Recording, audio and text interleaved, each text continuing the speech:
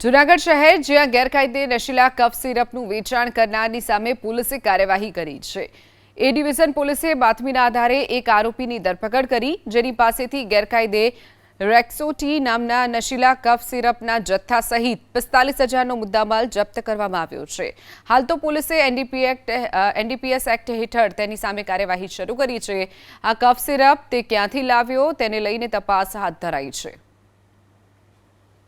કે ઇબ્રાહિમ ઉર્ફે ટીટો રફીકભાઈ મંદરા જે આ નશાકારક કોડેનની જે કફ સિરપ આવે છે તે પ્રતિબંધિત હોવા છતાં મોટા જથ્થામાં રાખી અને વેચાણ કરે છે।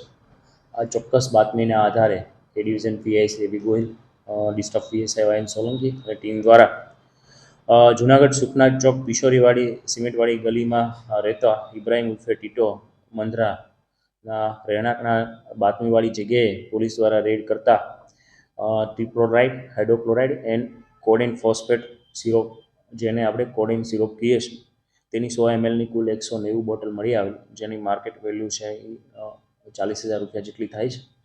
આ જથ્થો છે એ એનડીપીએસ એક્ટ મુજબ જે પ્રમાણમાં જથ્થો મળી આવ્યો છે તે કાયદાની પરિભાષા મુજબ પ્રતિબંધિત છે અને એનડીપીએસ એક્ટ હેઠળ આ આરોપી વિરુદ્ધ ગુનો દાખલ કરવામાં આવેલ છે।